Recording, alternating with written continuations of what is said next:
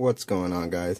I'm going to show you a really quick video how to basically build your own XT60 connectors. As an example, this is where I use mine, connecting the battery to the quadcopter. I also took advantage of that connector here on my power supply. I use it to connect it to the old computer backup. Basically, I connect it just like that to this and to that.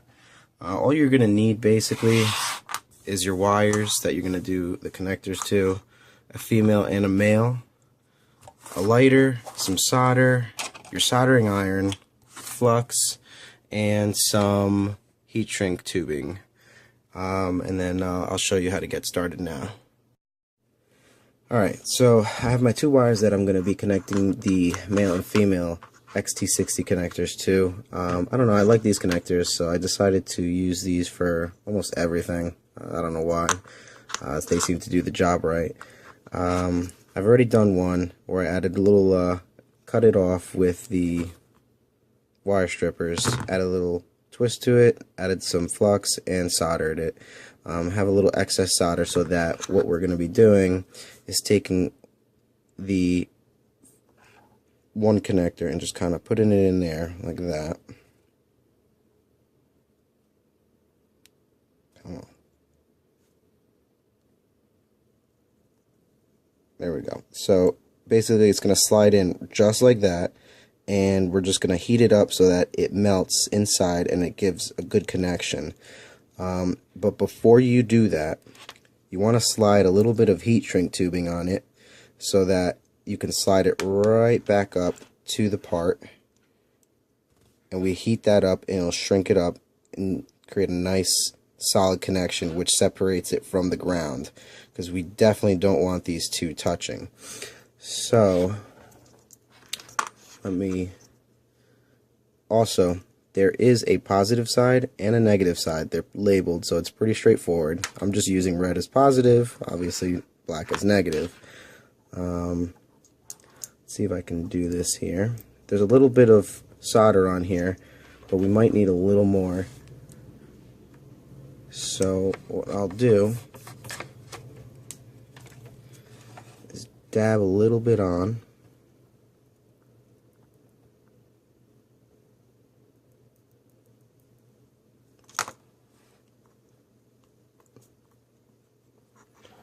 So that we got some excess on there. And we heat it up. And we're going to do the same thing to the other side, so that nice and solid there.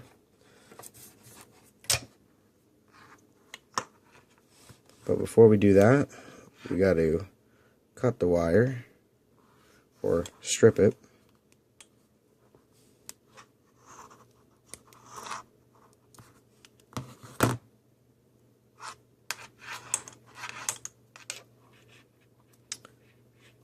So what I like to do is just measure to see how much I need to cut off. So there's a little bit extra there. So I'm just gonna cut the top of it off.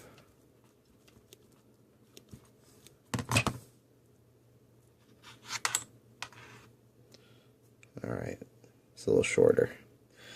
And we're gonna drop it right into a little bit of tinning flux.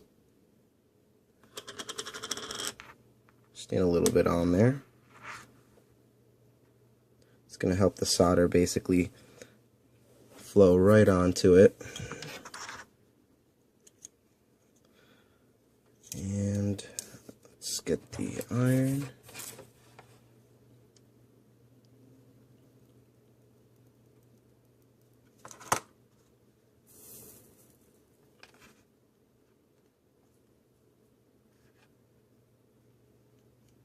So there you go.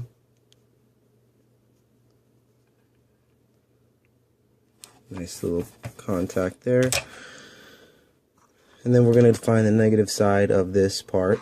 And again, don't forget, these connectors are okay because it's a small end, but if you have a cable that you cannot slide this on, you want to slide this on before you put it here, because it's going to be next to impossible when this is connected to slide the heat shrink tube on. So that fits nicely. We're just going to heat up some of the excess solder that I left on there.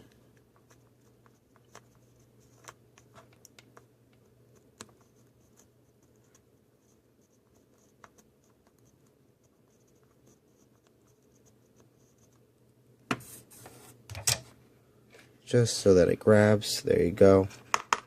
That's not going anywhere. And we're going to take these tubes, slide them up, and you're just going to take a lighter. I know that you're really supposed to use a heat gun, but I don't have a heat gun, so I'm just going to use a lighter. And take it. I just want to heat it up.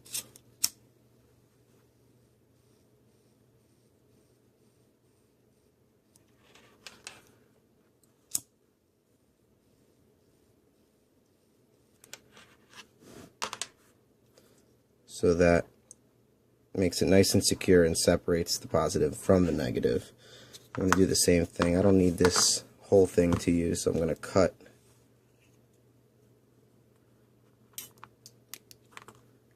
half of it off. And I'm just going to slide it on from the back, just like that.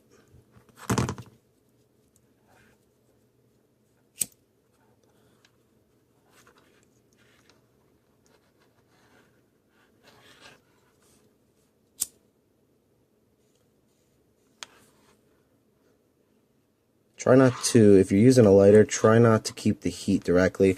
I know it looks burnt, it wipes right off. It's just it's almost like the charcoal of it. But that looks pretty solid.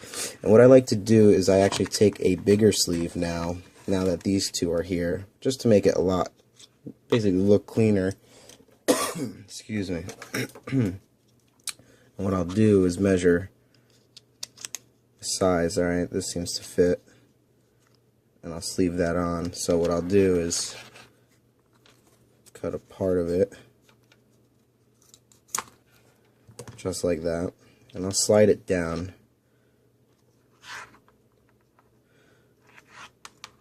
I like to make the connector look nice and clean, and I will heat this up.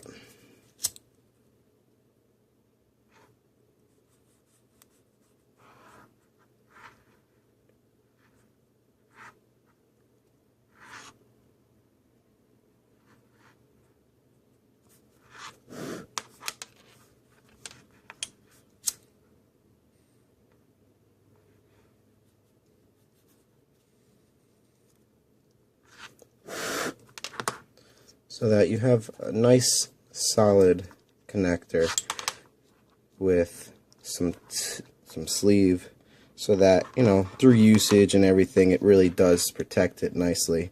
And this part, well, the use of this wire, the reason I'm making it, is it's actually going to be going into my Hyperion charger, where it connects just like that.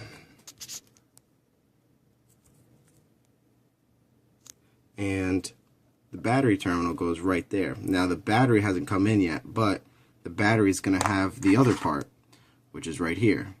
So it's going to be a real easy connect to it. And basically that's it. That's how you make the XT60 connectors. And I'll put the you know, the stuff that I use in the description below if you're looking for the parts for it. Thanks for watching.